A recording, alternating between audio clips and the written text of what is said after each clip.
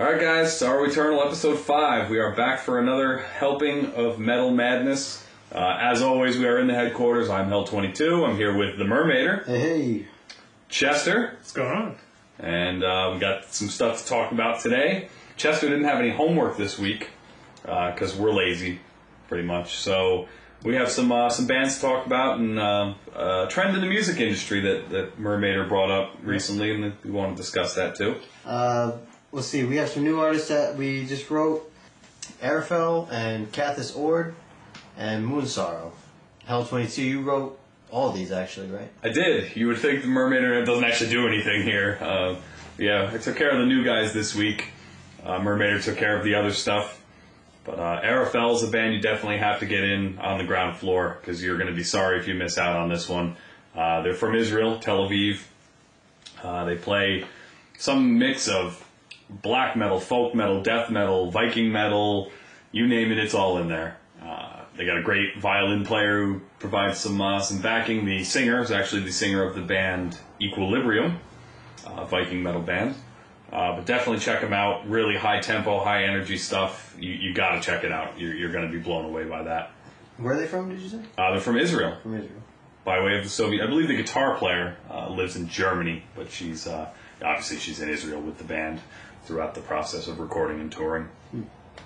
So Cathis Ord is the complete opposite end of the spectrum from Arafel. It's progressive rock, progressive metal, a lot of acoustic instrumentation, not very much on the vocals. Vocals are few and far between. When they're there, it's some really harsh screaming, but the songs are 10 minutes long. Just if Opeth was softer, this is what they'd be.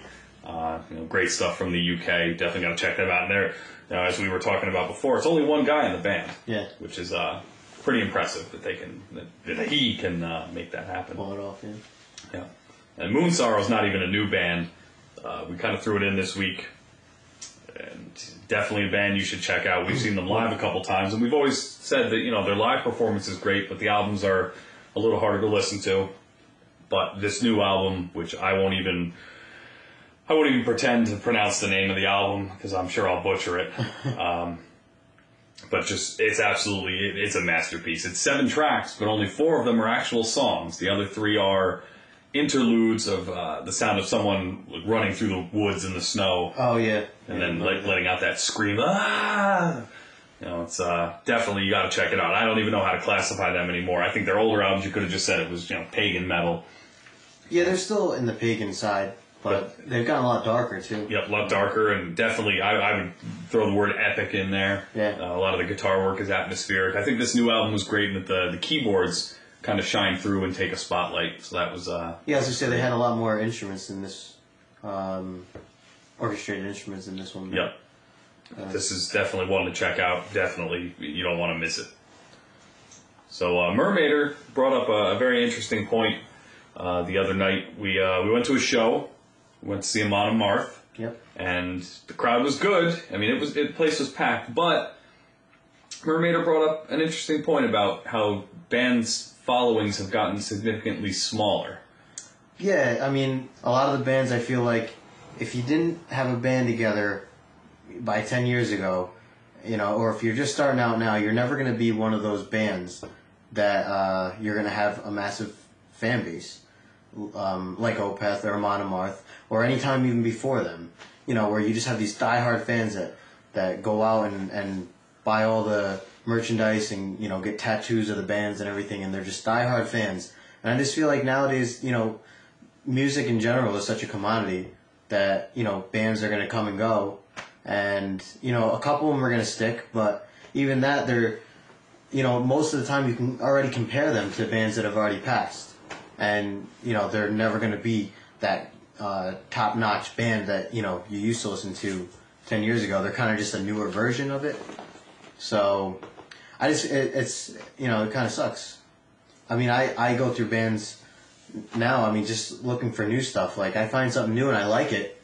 Yeah, I like it. And then I move on after that. And I feel like, years ago it was more of you found one band and then you just, you were obsessed with it for years. You just stayed with that band for years and just, waited for the next album, listened to them all the time.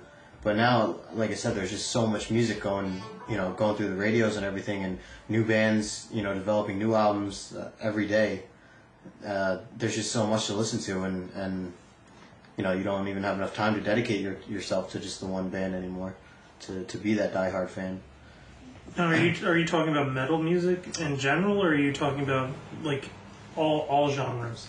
I mean, technically, it could be for all genres, really. Yeah. Now, do you think, I guess I'll pose this to both of you, do you think it's more because music has changed, or because the lifestyle has changed, or when you think about when we were growing up, and obviously we're not all the same age, but when we were growing up, me in particular, when I was in my around age 10, like Van Halen was still a huge band. There was no one that sounded like Van Halen. It was just Van Halen. So, there were those, let's say, 20 hair metal bands that everyone knew. They were the big ones. Now, every subgenre of metal is flooded with bands. And it's not to say they're not good, but there's just so many bands out there. So do you think that people aren't as diehard a fan of certain bands anymore because there's just so much more to listen to? Or do you think that the quality of the music has changed? I don't know if I would say it's so much the bands copying off one another as it is the music industry or the labels trying to find someone who's similar. For instance, I hate to even reference Justin Bieber on a metal talk show, but then Not the first time. it is not the first time. But you have that other kid that they were trying to push out just after him. I can't remember. Cody Simpson. Thank you. And I feel like Grayson they don't. Chance. Yep. They don't let the band or the artist who's coming out have enough time to really develop long-lasting fans before they try to shove someone new down your throat. Yeah, that's true. They're constantly throwing someone new at you. But now I think that holds true in the pop world, definitely. I think that holds true in the rap world.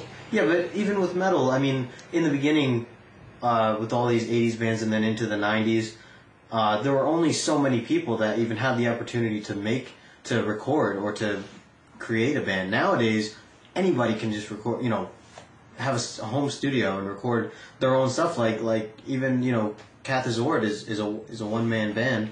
Yeah. And I just feel like there's so much more opportunity to go and make your own band now than there was back then, where you were limited. You either knew the people and you were able to get into studios and you were able to create a band, or you were forced to be the fan, more or less, because you had to make a living somehow else, and you couldn't just go and make a band. So it wasn't as you're easy. basically saying the internet or the availability of the music is actually hindering or crippling the live performance? No. I think just technology right now is what people what they have access to now is a lot different. There's a lot more than back then. Like I said, there was 20 metal bands that you knew, the 20 hair band, the main bands. There weren't a lot of underground bands at that time that I feel like that were trying to that were recording and putting out albums because they weren't able to back then, as opposed to now. Nowadays, I just feel like there's so many more people that are making bands now, whether it's shitty or. To tie 2 points together, Chester makes a legit point saying that, the labels basically say, okay, well, let's say Amon Amarth is a popular band now. I mean, we've seen them twice, and it has been packed to the rafters every time. But in the metal world, I think the difference between metal and pop is that pop, there's always the duplication, and it's on the part of the label.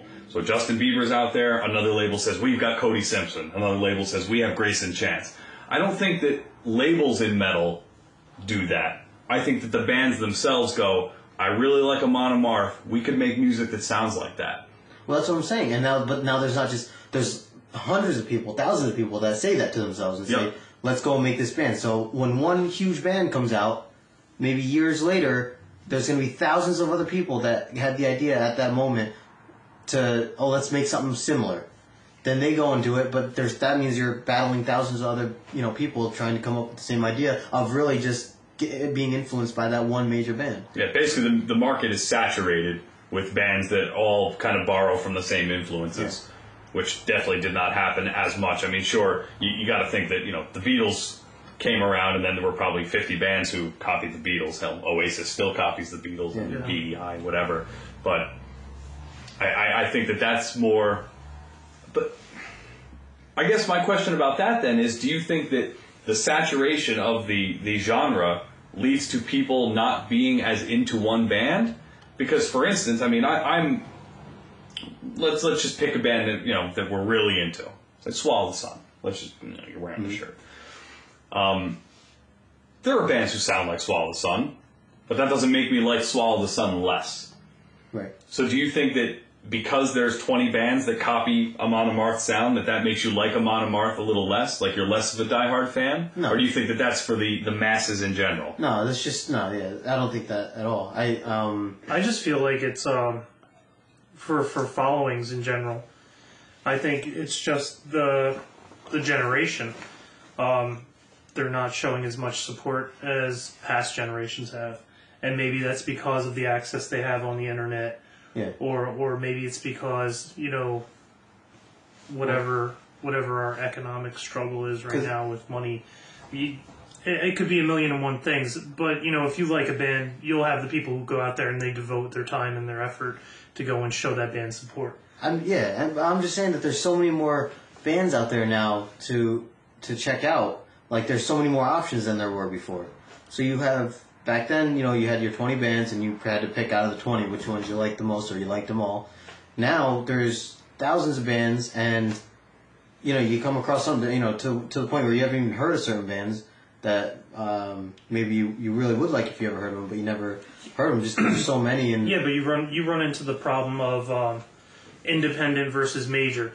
Major is going to push the album. They're going to publicize it more. Therefore, it reaches more people. Yeah. And then you have your independent labels, the underground, where you're grabbing and pulling from, and they're not going to get as much publicity or as much notoriety towards their band as the majors. So their fan base is going to be significantly different. But see, I'm going to disagree with that as it pertains to metal only, because there really are no major metal labels. What's the biggest one? Roadrunner, and most of the stuff on Roadrunner is not actual metal; it's Slipknot. But